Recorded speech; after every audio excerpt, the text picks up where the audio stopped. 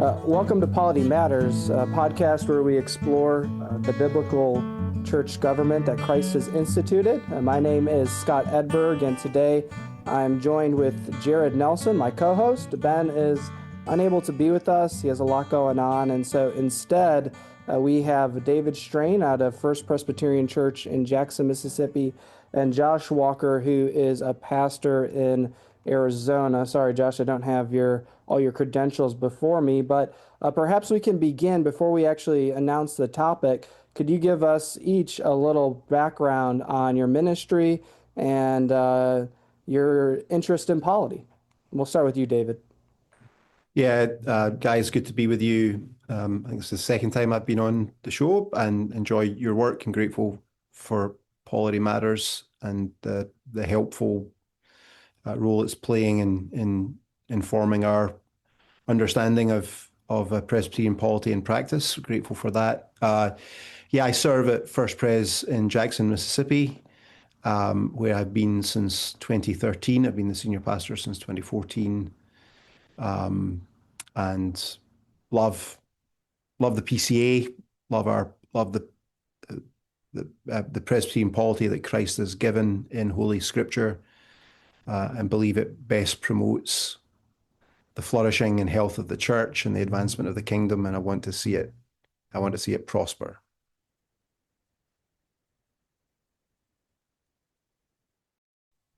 Yeah, thanks for having me on. Like you said, my name's Joshua Walker. I'm the pastor at Church of the Resurrection in Flagstaff, Arizona. When most of you think of Arizona, you think of Phoenix down in the desert. We're up in the mountains, 7,000 feet above sea level. It's a chilly, windy day right now. We'll probably get snow in the next couple weeks up here. Been here since 2020. I became the pastor 6 weeks before the world went crazy and shut down. And so that was an interesting first pastorate to kind of walk through and be part of. One of the things that I really love about being a Presbyterian is our polity. And being in kind of a small town, we get a lot of people coming through who have had bad experiences at other churches with their polity and see at least beginning the pragmatic benefits of Presbyterianism and our structures of accountability. And then over time, I hope, and I know for most of them, they do come to really see it as biblically grounded and something that Christ has blessed the church with. So love studying polity, love having a church that has good, robust polity that holds all of us accountable, including me and our session, as I get to work as the moderator here in the Arizona Presbytery. So that's a fun thing that I've been able to do for the last number of years as well with polity. Today we're trying to be a resource to the broader PCA family as we discuss some topics. We've been doing some interviews as of late on the show, and today our topic is going to be women and their role in the PCA. Over the last 6 weeks, or better part of a year, there have been some controversies and discussions concerning the role of women in the church, and particularly the PCA. But I thought, and Ben and Jared and I thought it'd perhaps be helpful to perhaps dissect that a little further. Often we get caught in cultural issues. And so today we're going to look at the biblical and Presbyterian approach to our women and how they serve the body of Christ locally. And so is there any preliminary thoughts before we perhaps answer or ask some questions about this topic? Is there anything you'd want to set us up in preparation for it, either Josh or David? Well, I mean, I hopefully not going to steal thunder here and preempt our later discussion, but I think we have to remember the distinction between general office and special office. The general office that every believer holds, and special office, elders and deacons. And because of the general office that Christ has entrusted to every believer, we want to affirm vigorously, not as a concession in any way, but with full-throated affirmation and joy, the validity of gospel labor and ministry amongst our men and women, our lay men and women alike.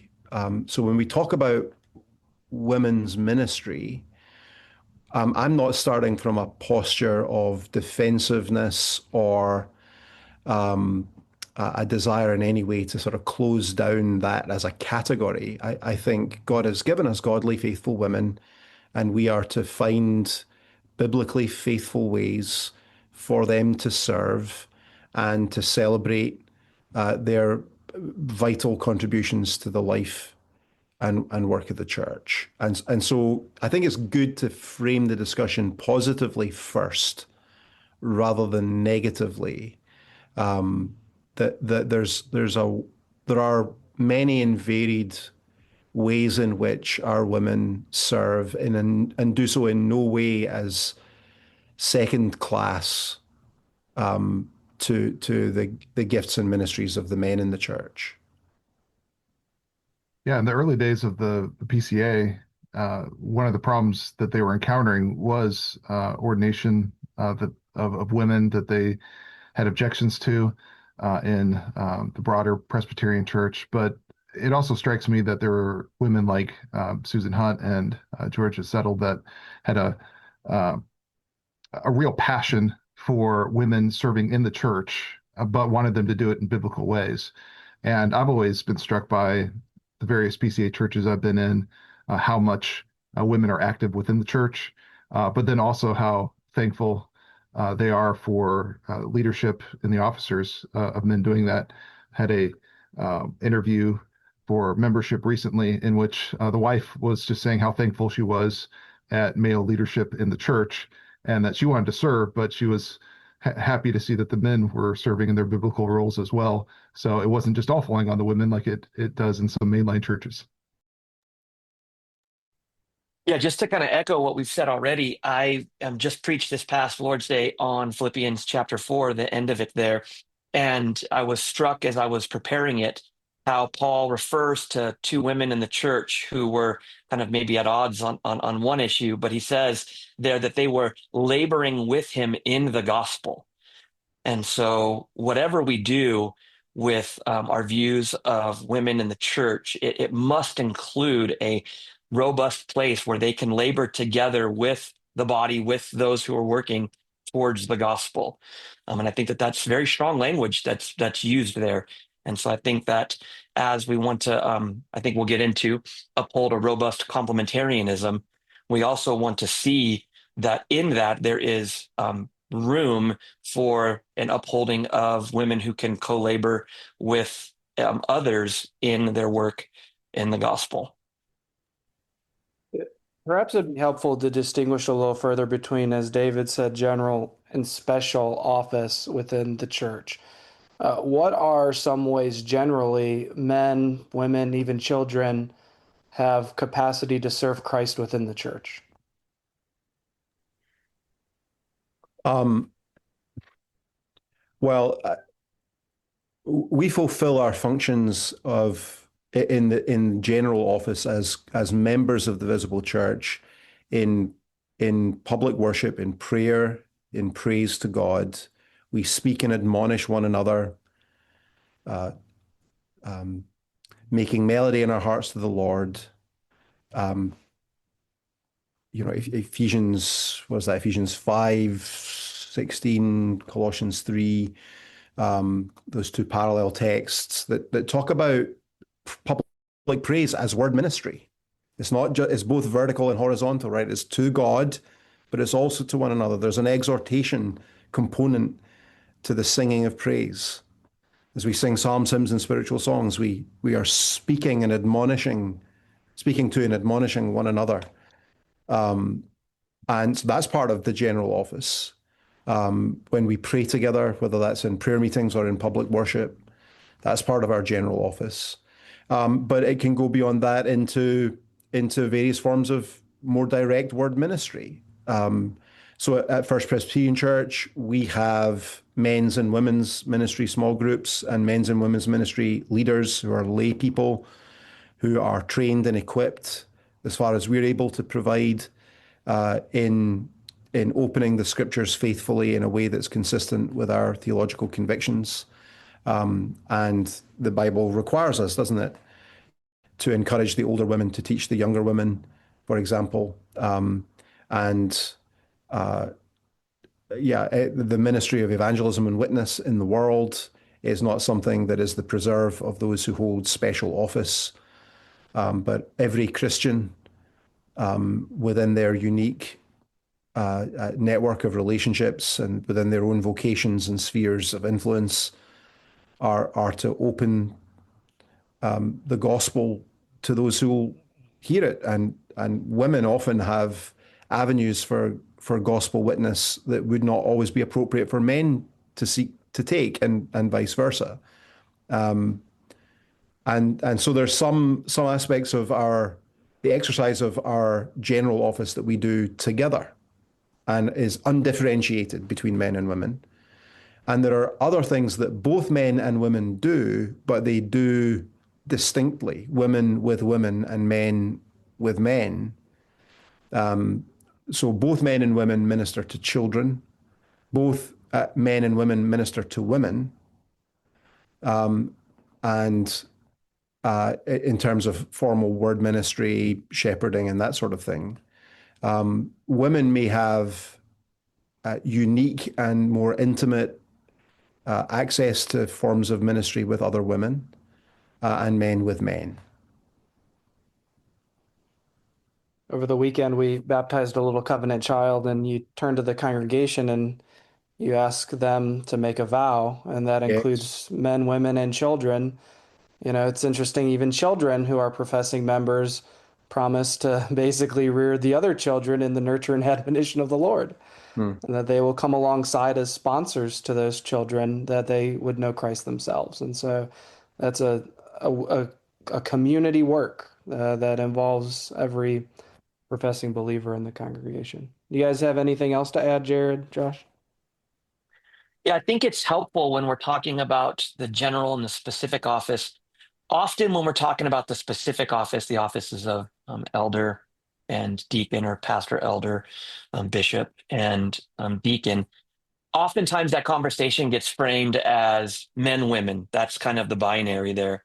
And I think that that's a very unhelpful way to frame that discussion. I think a much better way to frame that discussion is qualified and not qualified, or called and not called, something like that. And then when we do look in the pastoral epistles at the qualifications, at what is required, we do see that one of the qualifications for these offices is that you're a man. But that's not the only qualification. And that also doesn't mean that any man is qualified for these offices. So often, when we get into the weeds of these conversations, it's almost as if all the men in the church are the ones who are running the church. And that's just not the biblical pattern. That's not the biblical case. There are certain men who are qualified, who are called, who are installed, who are trained. I didn't put those in the right order there. I should have, but there's a process that goes on.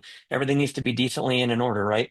But there's a process that goes on here. But at the end of it, it doesn't result with all men are able to hold the office. There's a lot of qualifications in the pastoral epistle that some men, in fact, maybe in a lot of congregations, most men don't meet those qualifications, and as such are not qualified.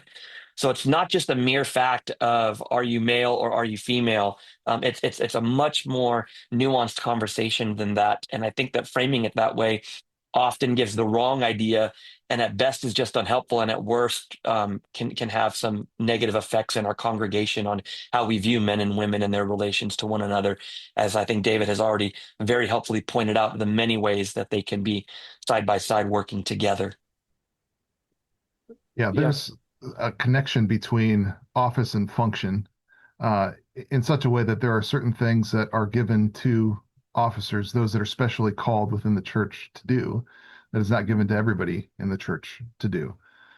Sacraments are one of the big things that we think about with that, but not everybody's called to do those things, and so there's a speciality that comes with certain offices in the church that not everybody is doing, and I think that's something to remember. It's not as if it. I think Josh is helpfully pointing out. It's not just a men-women thing. It's does it belong to the office or does it not belong to the office? Yeah, and I mean, even in my small church, I think we have eight, if you count ruling elders and deacon, 8 men in the church, nine including me as the teaching elder, who are in leadership over the congregation. And there are a lot more men in our congregation than that, and I'm sure every one of our churches is like that. A few are actually called. Most aren't called. If you look at the size of our congregations and those who are actually leading them. Most aren't called, and the call is a difficult calling. It's it's hard work shepherding. Shepherding is some of the hardest work I do in my life, and most aren't called to that. Um, Thinking through, we have like special and general office. Special office, as we've already defined as being those who are ordained to office. Perhaps it's helpful then also to define ordination. What is ordination? When we use that term, when we see it explained in our confessional standards, what is ordination? Well, in some ways, this is a source of some debate, and actually, I think our denomination could really use some fresh thinking, and so it would help our denomination to drill down a little bit and maybe recover a richer and deeper doctrine of ordination. But at its essence, ordination is the solemn setting apart of a qualified man called by God, whose call has been appropriately tested and confirmed by the church. He's being solemnly set apart to fulfill the sacred office to which the church has called him. That is typically signified by the laying on of hands. I'm going to put an asterisk at the word typically, because I don't believe you can reduce ordination to the external rite of laying on of hands, as if as long as you don't lay on hands, you haven't ordained someone. And I say that because I come from, very obviously, I'm Scottish, and in the Scottish Presbyterian tradition, ruling elders are not ordained by the laying on of hands. And now, in the home of Presbyterianism, if ordination consists in the laying on of hands, then for an awful lot of the history of Presbyterianism in Scotland, there's never been any ruling elders, which is frankly preposterous. Ordination, I think, has more to do with the intention of setting someone apart for solemn and sacred office and the investing in them of ecclesiastical power to fulfill that office, and less to do with the signifying action, the rite, which I think, by the way, is a biblical rite and ought to be done. I don't think we should neglect the laying on of hands, but I'm saying whether someone has hands laid on them or not isn't the only or even the central or key matter when it comes to ordination. Yeah, there's a sense in the word to ordain to being given something that your hands are being filled. And to the degree that we downplay ordination or outsource all of the functions of those who would be in that office elsewhere, I think we're denying the fact that we are dependent on God for his gifting and dependent on God for his blessing, dependent on God for his direction for what is happening within the church. And so having a higher view of ordination, I think, would be helpful. Although, isn't it the case, and I kind of wanted to ask this too, um, sometimes we're doing things in the church that are not ordination, but seem to be within the PCA's history, things like commissioning, things like setting people apart from it. We'll have a Sunday in which we pray for the VBS workers, Right. or we'll pray for somebody that's going to be going onto the mission field. How do we keep these things separate so that we're not, so they don't become just one thing of like ordination and commissioning, they're the same thing? How do we keep ordination and commissioning as two different things in our minds, or praying for somebody to set them apart? Do you have any thoughts on that? I'm especially curious with David, if you have any thoughts on that. Yeah, I'm especially curious to hear what Josh has to say, but I'll see if I can set him up. Yeah, so the problem with the word commissioning is that it's not really in our book anywhere, so we don't have a denominationally approved and therefore shared definition. So just like in your church, Jared, here at First Presbyterian Church, we will commission a mission team. And all we mean by that is during the worship service, we're going to read out the list of names, have them all stand. We will read a verse, maybe exhort them to godliness and faithfulness, and pray for them. And then they sit right back down. That's it. Uh, and that's all we mean by commissioning is that we are encouraging them and sending them out with our commendation and our prayers. I think there are others who see commendation on a spectrum from something like that all the way up to something that looks very like an ordination. And so they might have an election for new elders and have on the ballot the opportunity to also elect women who may have various titles given, shepherdess or assistants to the elders or pastoral care team assistants or something like that, elected along with the elder candidates, trained in the same class with the elder candidates, and then are nominated, then trained, then elected, and then even asked to take vows. And the vows might be almost the same, but somewhat lightly modified for the women. The men will have hands laid upon them, the women perhaps not. And then the women and the men are serving together in sort of governmental capacity in the session meeting in some manner. And that gets called commissioning too. And then there's probably a thousand shades of opinion and practice between those two poles. I think the latter, looks like a duck and quacks like a duck, but we're just not calling it a duck. I think that church, frankly, has female elders. They're not calling them that. They are, but it's an artful dodge. We're trying to approximate an ordination service as closely as we possibly can. If that's what we mean by commissioning, I think that's really unhelpful. I think that, frankly, undermines what ordination is, and that's a significant problem.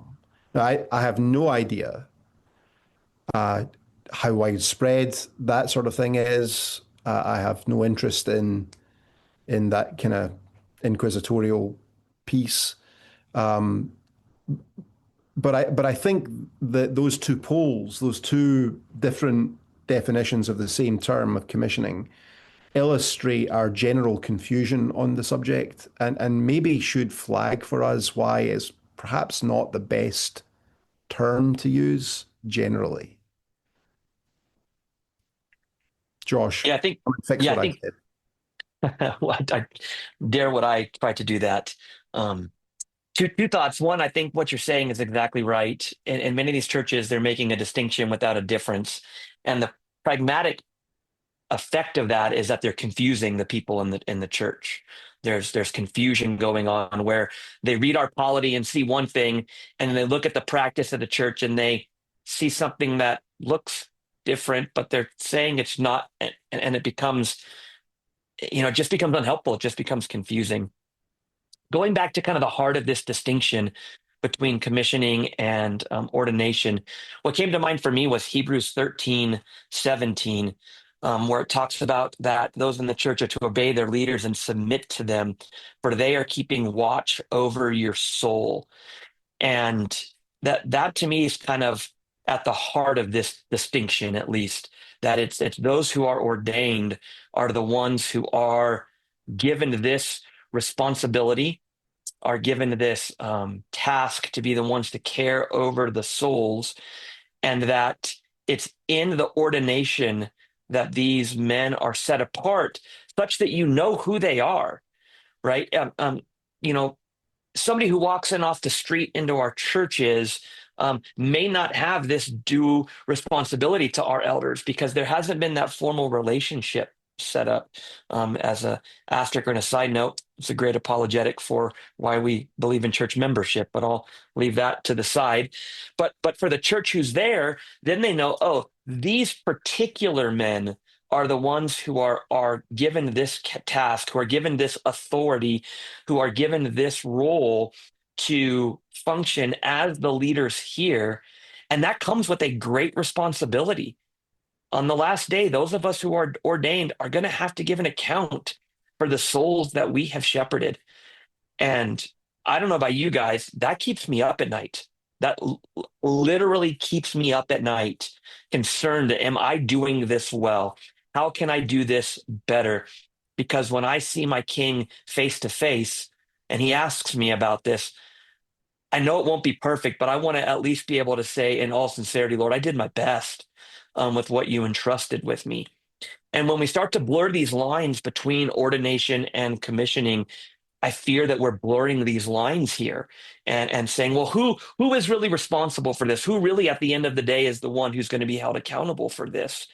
And I think the scriptures are clear on who it is. And I think we're doing the leadership in a church a disservice when we're starting to blur these lines. And I think more importantly, we're doing the people in our church disservices when we're blurring these lines because they're not sure how to do it. And then the text goes on to say that the people in the church are supposed to do that with so that the people who are leading can have joy, so that you know who is it that I'm trying to help in this task. If these lines are blurred, it's kind of well who do I do this for, and how am I to do this in ways that are biblically faithful? So that's at least one thought I would add to what David said, but in no way is that perfecting what David said. Perhaps it's helpful then as we think of office, we've talked about commissioning in some ways. What is the function of office, of elder and then also deacon? What are they, what are these individuals being set apart for? Yeah, the way that I've typically described that is that in kind of a nutshell, the elders are set apart to observe and to oversee the spiritual nurture of the saints who were there. That they have a spiritual mindedness, a focus of what they are doing, while the deacons are those who are kind of overseeing the physical needs of the saints, of the church, of what we are doing, so that they are focused on an area that frees up the elders to go and to not have to worry about these things. For the first, I'm gonna be close to remember, I think it was first 4 or 5 years of my call here, it's probably closer to 4 years. We didn't have deacons, and the elders were having to do all of it.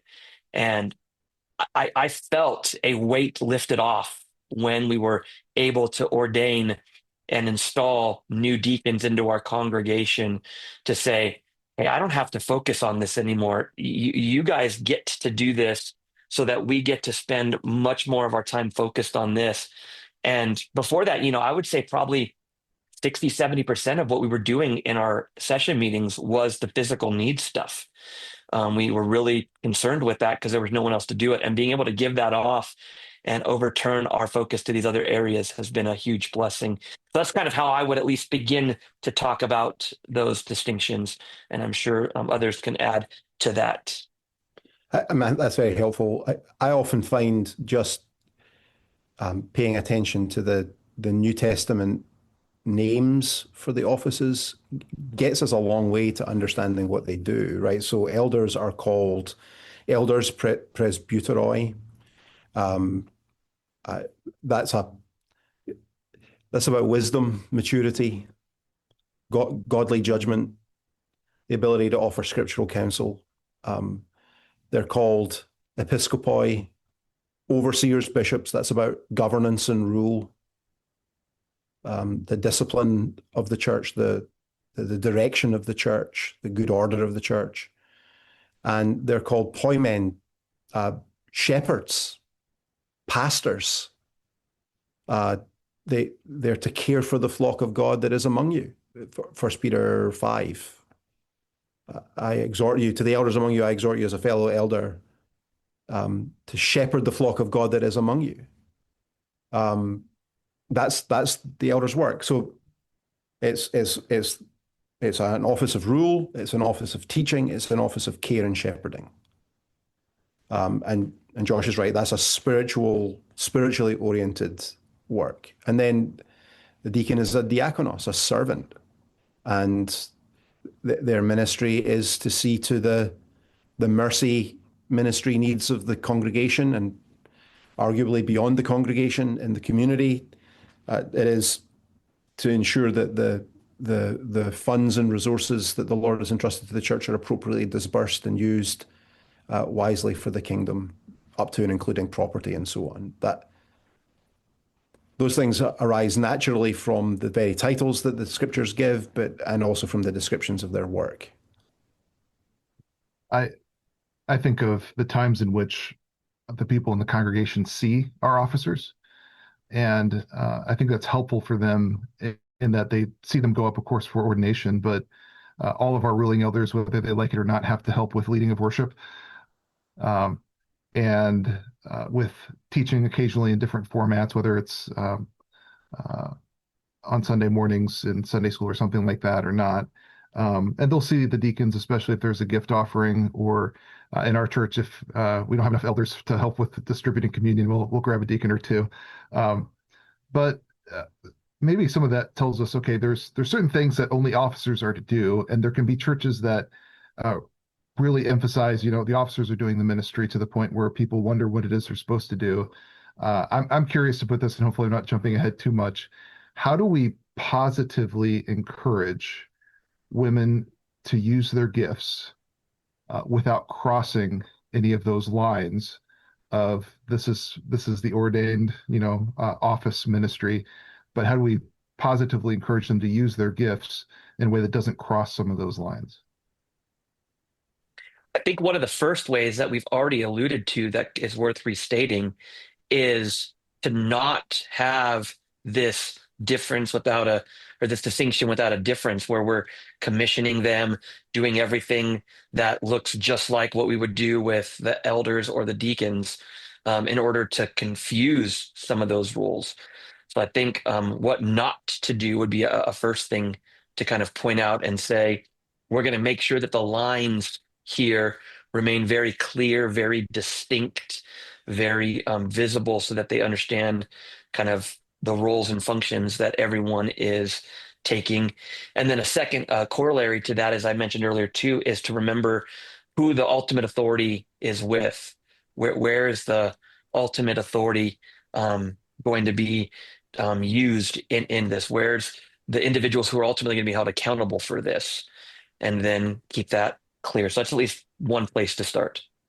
I think it's also helpful to think through some of the roles and work of officers in the church as being examples to the flock in these areas. And so our deacons are meant to exercise the grace of liberality amongst our people. And what is that to teach our people? It is to teach our people that they themselves might exercise that same grace in their own lives. And I think that there's a lot of positive that can be applied from both offices as we teach and shepherd our people to be like their officers, not in title, but in quality, in how they live. I think that's a positive way of our women shepherding other women, caring for other women, learning to love other women well, like perhaps their elders have loved and cared for them. I think there's something to be learned and passed on, that perhaps even our children can learn this as well, that they can grow in the nurture and admonition of the Lord as their own father grows in the nurture and admonition of the Lord. And so I think positively, the examples that our officers set can be applied locally by individuals according to the gifts of the Spirit that have already been dispensed to the congregation. Yeah, that's helpful. I think that we've not always, in complementarian churches, especially our older and more traditional churches, they've not always done a good job of positively recruiting, equipping, deploying the gifts of women. And that has sometimes resulted in an understandable overcorrection against the failure of the church to properly use the gifts and graces that God has endowed our women with. And so I think that there's actually some importance and urgency to the question of how we can deploy godly women well. And some of this is going to vary really widely depending on the size of the church and the stage in which that church is being developed. A brand new church plant, for example, may have very, very limited resources and has to make the best of things and be creative in all sorts of ways that a church that's been around for 100 years and is much larger doesn't. And yet I would say identifying thoughtfully, carefully, prayerfully as a group of elders, godly women, often mature women, who you will encourage to exercise mentoring ministry to their younger women, to the younger women, who you might even say, we want you teaching the Bible, and we're going to take time to train you to teach the Bible. We often train our men to teach the Bible, and because in our complementarian mold, women ought not to be, I do not promote a woman to teach or to have authority over a man, Paul says. Therefore, we're not going to equip our women to teach the Bible. But then suddenly we expect them to teach other women in women's Bible study. And sometimes like at First Pres, we have several Bible studies that have 100 women in them. There's a woman standing at the front teaching through Romans. And I praise God for these ladies. They are extraordinarily gifted and capable. They read deeply, they prepare hard, they study well, and they're excellent. But I don't know that, I think that's been despite us rather than because of us. We haven't always done a good job of actually investing in them and equipping them and training them to do that kind of ministry and teaching. I don't think complementarians should be afraid of training women to teach the Bible well.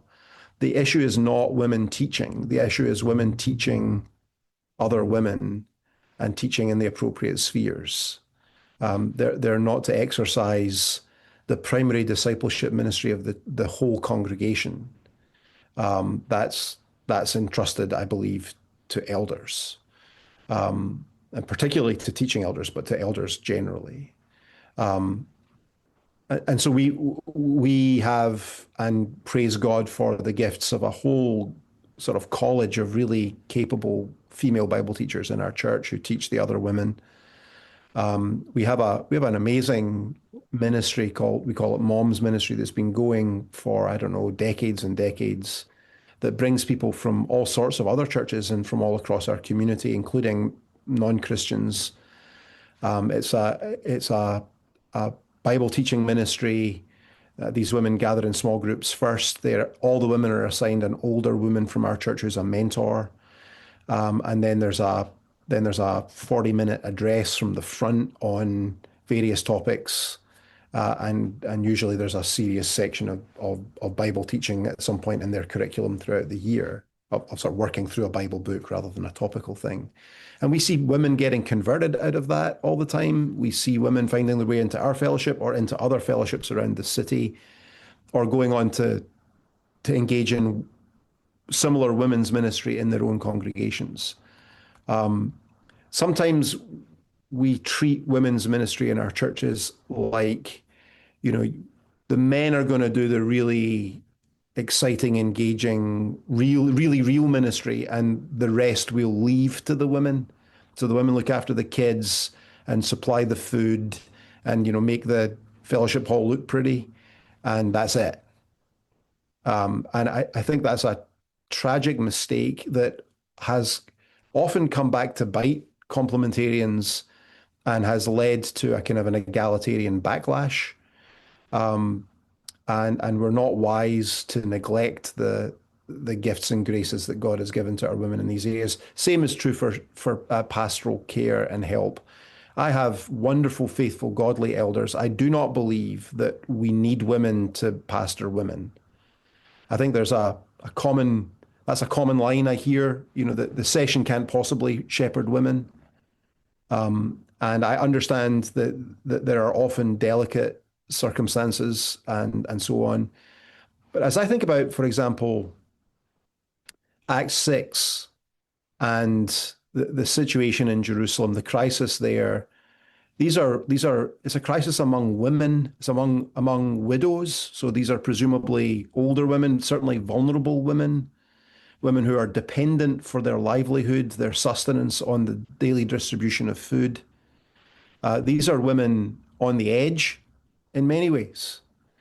And the apostles did not appoint women to minister to them. They appointed the six who, the seven who many people, including myself, think are sort of proto deacons. I don't mean to conclude from that only men should minister to women. That's saying more than I'm saying. But I do mean to say that we ought not to concede that only women can minister to women. No, if you're an elder, you're a shepherd of the whole flock. And the session is to shepherd the whole flock, all the men and all the women. However, I think we would all recognize that there are some circumstances of unusual delicacy and vulnerability where we might say, we really could use an older godly lady first as our first response to this crisis that this church member has fallen into, to sit with her and just listen. And she might feel much freer to talk and so on. And to deploy and even to train godly women for roles like that, I think is just wise in these days. But I don't think that means that the elders sort of divest themselves of primary responsibility for the shepherding care of every single member of the church. I don't think that's actually possible to do. And I think, again, because it's on my mind, because I preached it this past Lord's Day in Philippians chapter 4, Paul addresses two ladies in the congregation who were not seeing eye to eye in the Lord and tells them, you need to do that. And then he instructs the rest of the church in Philippi to help them do that. Paul doesn't say, I can't address these women. They need a woman to step in and help them. Let's find a woman there in Philippi who is godly, trained up, and can help them. That doesn't mean that they can't do that, because again, he calls the whole church to come around them and help them as they're doing this. But Paul addresses them directly by name and says, you guys need to get along. You guys need to start seeing together in the Lord, see eye to eye in the Lord on these issues. So I think that just is another place that illustrates what David was helpfully saying. I have an old friend in Scotland who likes to call them Euodious and Soon Touchy.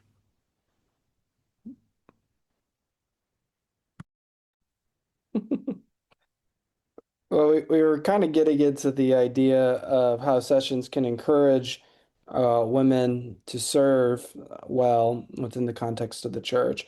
What are some examples of PCA churches doing this well?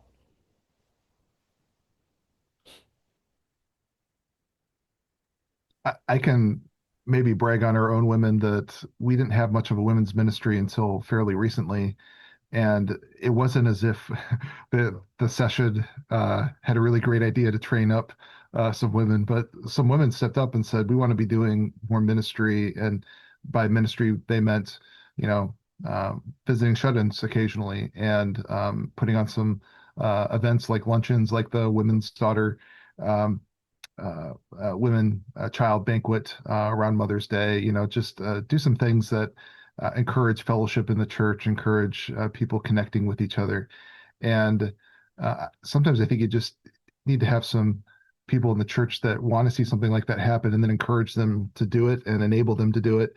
What's funny is they didn't care what we called it, because we were like, wait, do we call this women in the church or women's ministry? And they're like, we don't care. We just want to do something. Like sometimes I think that some of the titling is what men are debating while the women are just like, can we minister to each other? Can we get some fellowship going on? So sometimes I think it's organic like that. But I would be interested if others have seen other churches that have done it well, that are a positive example. Yeah, the church I serve, our women's ministry has been going on long before I had anything to do with it, and really, I just stand back in awe of our ladies. But we have what I'm most encouraged about by our women's ministry is their resolute commitment to word-driven ministry. So they are not a get together, hang out social club for women in the church. They are committed to mutual encouragement in the scriptures and to the discipleship of godly women. We've got older women who are spending time specifically teaching on being a wife and a mother. We've got parenting classes going on. We've got just teaching through the scriptures. We've got small groups and large groups happening. We've got jail ministry and prison ministry. We've got ministry to abused women.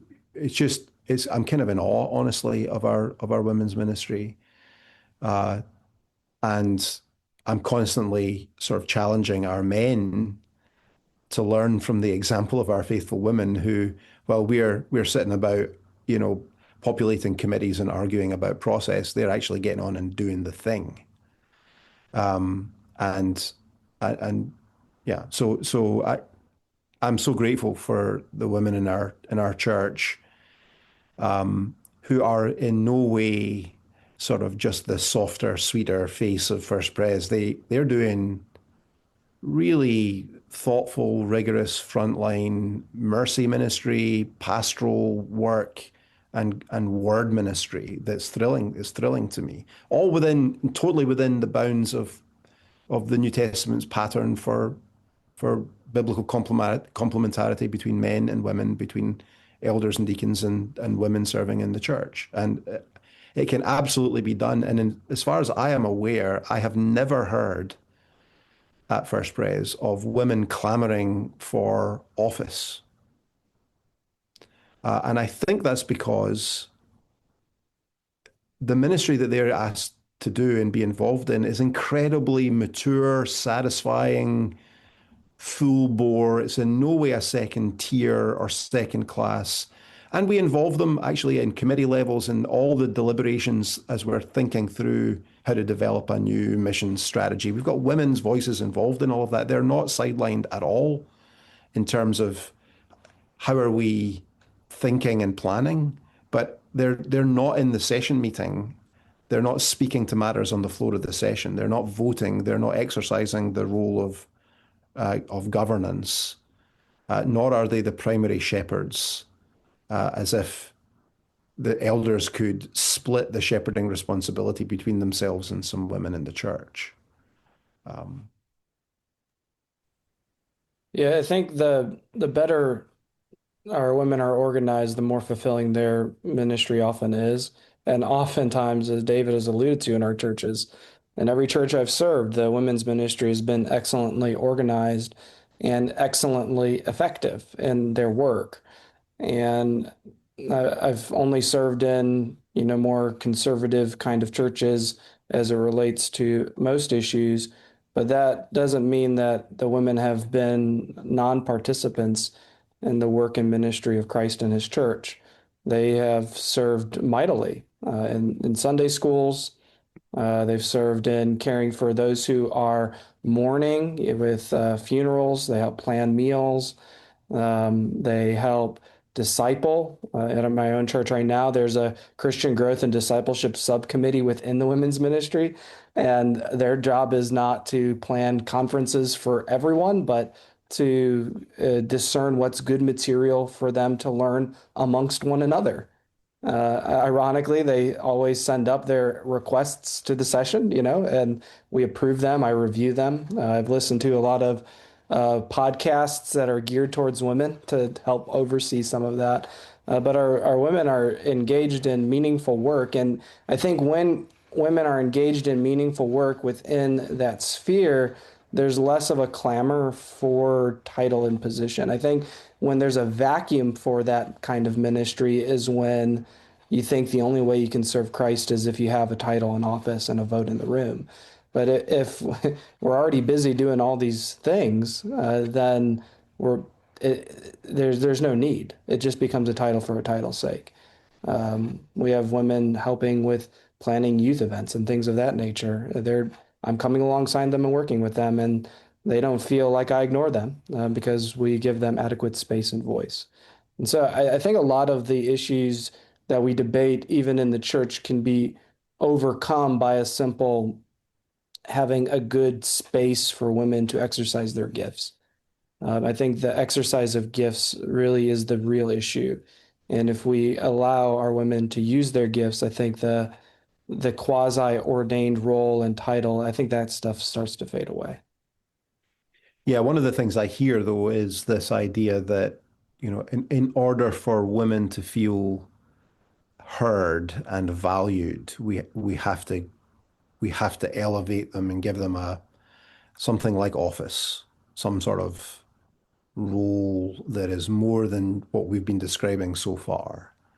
And I just think that I think to your point, Scott, it's just been my experience that actually our women are when their voices are heard and solicited and sought, their opinions are valued, and their ministries have every scope to be exercised to their fullest. I just don't hear a clamoring among them to be ordained. What I hear is a recognition that God has made men and women different and has called them to different duties and responsibilities, both in the home and in the church, and that is to be celebrated rather than run from or obscured. That those differences beautify the church, and it belongs to our sanctification to lean into them rather than to limit them and run away from them or marginalize them. Well, as we perhaps it'd be good to honor Josh and David's time. I don't want to take too much of your days away. Are there any final thoughts as we think through this topic together before we conclude? And one thought that I had was just thinking and reflecting on my own ministry is the importance my wife plays in helping me, not just in the home, but that's a big help there, but like in counsel. When I'm going through issues as a pastor, um, I think it would be malpractice to not talk to her about issues, especially when it's issues relating to women in our church, and to get her advice and to seek what she thinks about this. In no way am I saying somehow the pastor's wife becomes, a quasi office or anything like that, but just how a woman in our church really helps, as my wife, helps me with counsel and wisdom on things, helped me see flaws that she knows I have, because she deals with them regularly, and helps me kind of navigate that in the life of the church. So I think, that's another way that women, or at least a woman in our church, is super helpful. And I hope and I assume and I know from some of them, the other elders in our church do the same thing with their wives, and that's invaluable for them to do that. So that's just another thought that I had, and didn't want to kind of let that go without being said, on the importance of how women and the wives of pastors are extremely helpful. Yeah, that's good. Uh, I I think there's something worth saying about authority. Uh, Christ has given church power to elders. Elders can't give church power away. Church power belongs to the officers. Now, there is a power that belongs to the whole church exercised in choosing their officers. But Other than that, ecclesiastical power belongs in the hands of the elders in particular. And we can delegate functions, but the authority and therefore the responsibility and accountability still lies with the elders for what happens in those functions. And I sometimes worry that a lack of clarity about that can lead us to these sorts of confusions and quasi-ordinations and approaches to commissioning that that imagine we can vest a body of our own creation with church power, with the authority of Christ, the King and Head of the Church, as a sort of delegated act. And I don't think that's actually possible. It's not our power to give away. It's Christ's, and he vests it in the hands of his officers. And they can delegate tasks, but they can't give away that power. For me, that's been a useful way to think about this. And, if you were to push me in to say, no, we have to talk about commissioning is a good thing, I would say, okay, to commission something is to call for it and to authorize it, to say, you are to do this task. If as an artist, I'm commissioned to paint a painting, a client is saying, here's the thing I want you to do, go do this. And I take the commission and I do it. We commission a mission team, we're saying, we're sending you to go do this task. I have no problem with that if that's all we mean by commissioning, but it is not the vesting of church power in people. It is not the delegation of authority, of ecclesiastical authority. That needs to remain with the elders alone. And as we looked at earlier, I think Hebrews 13, 16, 17 makes that point. So I think that just the biblical support there is, I think, clear for us. And often that power is delegated to the joint group of the elders. There are several responsibilities in there, but it's the church power is consolidated in the joint function of the session as a whole. The church session as a whole does church discipline, and all the formal acts of the church are done in that vehicle. Yeah, I mean, the Book of Church Order says that church power is exercised severally, that is individually by ruling elders and teaching elders. So by teaching elders in preaching of the word and the administration of the sacraments, he's doing that. We're not all doing it at the same time. In reproving and exhorting individuals in the regular course of our shepherding care. You don't need, we have 55 ruling elders. 55 ruling elders aren't coming to your house to exhort you or reprove you for some pattern of sin in your life that we're concerned about, or we're not all trying to counsel you at the same time. But that's still an exercise of church power given to elders by Christ. And then there's the joint power, which is the power of discipline, the power of jurisdiction that we exercise as a whole body, where we have to act in some ecclesiastical manner to remove someone from the fellowship or something like that. But none of that power is ours to give away. It's Christ's power. It's not our possession. It's vested only in those whom he calls to office. And so when someone's ordained, it's the church's expression of their conviction that Christ, the King and Head of the Church, has called this person to the exercise of ecclesiastical power. And it's Christ that gives that power, not the session, not the church, not anyone, but the Lord Jesus. That said way better than I could have said it myself. Thank you, David. As Lady Jane Grey would say, this podcast is over. And so thank you guys for coming on and joining us to talk about an important matter before the church. You can find any necessary links in our show notes. But with that, say goodbye, gentlemen. Goodbye. Goodbye, gentlemen. Goodbye. Goodbye. Thank you.